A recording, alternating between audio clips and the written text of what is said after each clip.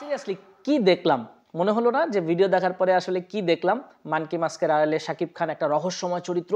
seriously আসলে কি ছিল গায়ে এখনো গুজবাম্প হচ্ছে এই ছবি কি 100 কোটি ছাড়াবে কমেন্ট করে জানিয়ে দিন পুরোপুরি আসলে অসাধারণ লেগেছে এই টিজারটা বা ফোরকাস্টটা এমন কমার্শিয়াল ফিল্মই তো আসলে সবাই চেয়েছে তুফান যে প্রত্যাশা পূরণ করতে ব্যর্থ হয়েছিল রায়হান রাফির তাণ্ডব তা পূরণ করে দিবে আশা রাখি তবে অবাক লাগে কি জানেন শাকিব খানকে আসলে ইউটিলাইজ করতে পারলো না আগের পরিচালকরা সেই শাকিব খান এই শাকিব খান কত তফাৎ 2-3 বছরের অসাধারণ সব মুভি ব্লকবাস্টার মুভি সবাই আশা করছেন রায়হান রাফির সঙ্গে এবারের কম্বোটা বেশ জমবে ফোরকাস্টে সেই রহস্য তো রেখে দিয়েছেন রাফি কালার বিজিএম অসাধারণ ছিল এছাড়া আবহাওয়ার পূর্বাভাসের সাথে টিজারের শুরুটা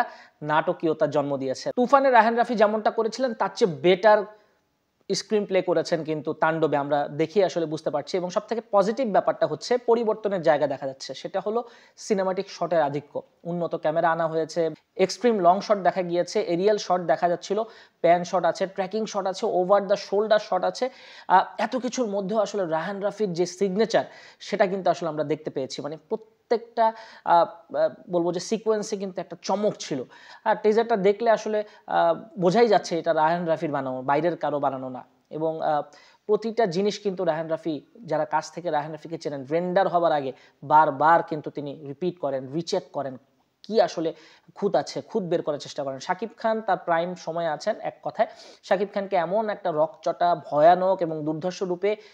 দেখা গেছে এই টিজারে বা ফোরকাস্টে অবাক হবেন মানে চেহারার মধ্যে একটা মানে ভায়োলেন্স টাইপের ছিল এবং আসলে সামনে যেসব ছবি হবে বা আসছে শাকিব খান যেসব করবেন শাকিব খানকে ভায়োলেন্স ক্যারেক্টারে আসলে মানাচ্ছে খুব এবং মানুষ কিন্তু দেখতে চাচ্ছে এখন মানুষের টেস্ট চেঞ্জ হয়েছে মানুষ এখন ভায়োলেন্স দেখতে চায় হ্যাঁ ছবিতে ভায়োলেন্স না থাকলে আসলে মজা পায় না এবং যেই ক্যারেক্টারটা আসলে আরিয়ান মির্জা রূপে প্লে করেছিলেন শাকিব খান তার চেয়ে বেটার কিছু হয়তো বা আসছে এটাই আসলে এবং মেহেদী হাসান হৃদয় কিন্তু শুভকামনা জানিয়েছেন রায়হান রাফিকে রায়হান রাফি পরীক্ষিত এবং অনেক পরিচালকই বলেন আমার নিজের যদি টাকা থাকতো রায়হান রাফিকে টাকা দিতাম ছবি করার জন্য এত ভালো ছবি বানান রায়হান রাফি আর বলতে গেলে শাকিব খানকে নিয়ে ছবি বানালেই এখন হিট হবে এবং যদি গল্প এবং ক্যারেক্টারটা যদি জমিয়ে তুলতে পারে তাহলে তো একেবারে সব জমে ক্ষীর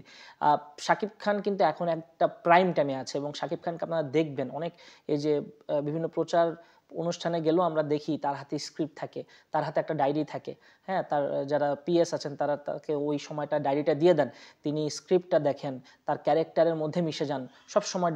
ডায়লগগুলো পড়তে থাকেন সামনে যে ছবিগুলো আছে এই যে সাকিব যে এত সিরিয়াস তার অভিনয়ের প্রতি এটা কিন্তু তার আগে ছিল না আগে যেসব ছবিগুলো রিক্সাওয়ালা বা গুলিস্তানের লোকজন দেখতো সেই সময়কার থেকে এখন সাকিবের ছবি এখন গুলিস্তান থেকে গুলশান সব শ্রেণীর মানুষজন দেখেন এবং ইতিহাস হয়ে থাকবেন শাকিব খান কারণ অতীতে এ ধরনের ছবি করে এভাবে নিজেকে পরিচয় করিয়ে দেয়া এবং ভালো প্রোডাকশন পেলে ভালো ডিরেক্টর পেলে ভালো পরিচালক পেলে কিভাবে একজন নায়ক বদলে যেতে পারেন সেটা শাকিব দেখিয়ে দিয়েছেন ইতিহাসে লেখা থাকবে বিশ্বাস করেন এবং সিনেমা হলে টানছেন মাস পিপলকে সিনেমা হলে টানছেন পরিশ্রম ডেডিকেশন দিয়ে কিন্তু শাকিব এই সব জয় করেছেন রায়হান রাফির টিজার দেখবেন আপনি নতুন কিছু দেখবেন এবং সেটা আফরান নিশোর সুড়ঙ্গ হোক বা শাকিব খানের তুফান সেগুলোর থেকে কিন্তু এই তাণ্ডবটা অন্যরকম একটা জায়গা করে নিল এই হৃদয় শুভকামনা তাণ্ডব টিমের জন্য শুভকামনা পুরো হোল টিমের জন্য শাকিব খানের জন্য তো অবশ্যই জয়া হাসানকে দেখা গিয়েছে এই টিজার বা ফোরকাস্টে কিন্তু সাবিলা নূরকে দেখা যায়নি যে সাবিলা নূরকে নিয়ে কয়েকদিন আগে আলোচনা হচ্ছিল শুটিং লিক হচ্ছিল ক্লিপগুলো আমরা দেখতে পাচ্ছিলাম সাবিলা নূরকে কিন্তু রাখেনি তো সবকিছু আবার টিজার বা ফোরকাস্টে দেখানোও যায় না সব দেখিয়ে দিলে আর ছবি কি থাকবে তো রায়হান রাফি অসাধারণ করেছেন এখন বাকিটা আসলে আলোচনা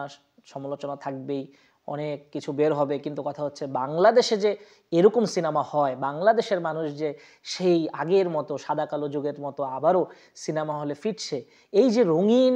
দুনিয়ার সঙ্গে পরিচয় করিয়ে দিচ্ছেন বাংলাদেশের বলবো যে পরিচালকরা হ্যাঁ প্রডিউসাররা ভালো মানের প্রোডাকশন হচ্ছে